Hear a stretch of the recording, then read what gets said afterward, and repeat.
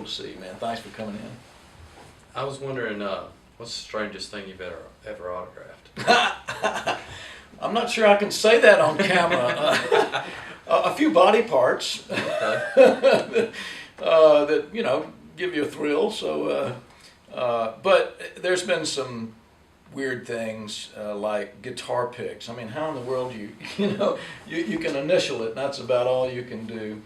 Oh man, people's clothing, the T-shirts, that's fairly normal, I guess. But of course, the normal things, pictures, but yeah, the body parts would have to be the weirdest. Do you have anything like forestry-wise? Do people ask you to sign that kind Yes. of stuff? Well, tree cookies and certainly books and related material to environmental or forestry concerns. A hard thing to sign. I'm glad I'm not a drummer because drumsticks. You got this little round thing, Right. and I've signed a few, and that ain't easy. Somebody like Charlie Watts, he's got his work cut out for him, but he does a good job. He does a little initial thing on there and works it out. But yeah, there's been some strange ones. So, good question. Thanks. You bet. How you doing? Tim Sanders. Yeah, Nice to meet you. Tim. Wonderful to meet you, man. My question for you is, it's easy. Do you play any other instruments, or do you prefer to play any other instruments when you're not playing? Well, when I started out on the piano, my mother played the piano, and I learned from her. I was the baby of the family, oftentimes just the two of us in the house, older brother and sister school, dad out working. And so that's where it began. My cousin, who was a little bit older than me, a male named Winston, we called him Wendy. Wendy played the guitar. And so in the days of folk music, he taught me to play some guitar, and we would listen to people like Kingston Trio and Chad and Jeremy, the New Christie Minstrels, of course Bob Dylan, Peter, Paul, and Mary. And there was a television show called Hootenanny that we watched religiously, all of folk music kind of stuff. And so I got into that, and then eventually rock and roll came around, so I got an electric guitar and started doing Chuck Berry licks. And was playing both the keyboard and guitar there in my first bands for a while. And then, believe it or not, when I was in junior high school, I started playing tuba. So that's about the weirdest one I played. Yeah. I played for 2 years in the concert band, and absolutely loved it. When they would bring the instruments in school when you were in grade school prior to the junior high school, they would bring a guy in and he'd have all these instruments set up, right? And of course, most of the guys wanted to do the drums. So that was my first attempt, rat-a-tat-tat, no, kid, that's not gonna work. Come over here and blow in this saxophone. Honk, honk, honk, made a terrible noise. I said no.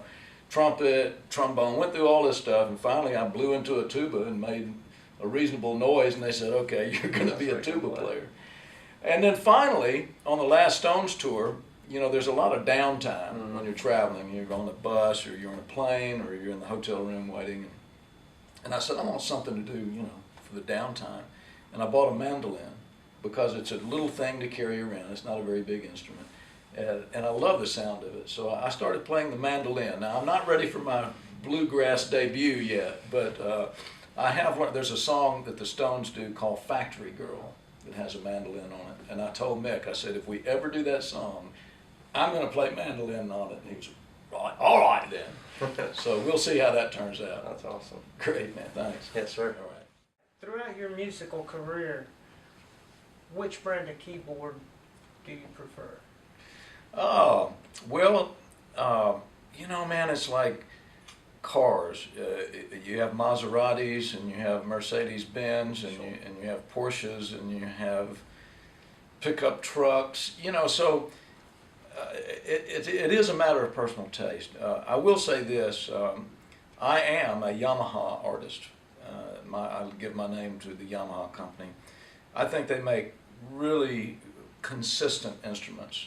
Some of the companies, it's a bit like, the transmission in this one is not as good as the transmission in that way. Yamaha is very consistent.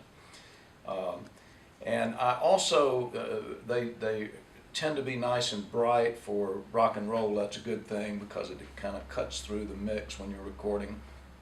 And I think the action, the touch, the velocity, sensitivity is very good. And even on the digital instruments, I just got a new piece from Yamaha called the CP1, which is the most modern technology of physical modeling and sampling and using all these digital technologies to reproduce an acoustic piano, and they do an excellent job with that. But you know, I will mention this too, vintage keyboards, you know, going back to the Wurlitzer electric pianos, the Fender Rhodes, the clavinets, the Farfisa organs, certainly the Hammond, you know, I play a bit of Hammond B3 when I'm with the Stones or others. So, you know, but those are the names that stick out. Certainly, in terms of acoustic piano, Steinways are great too.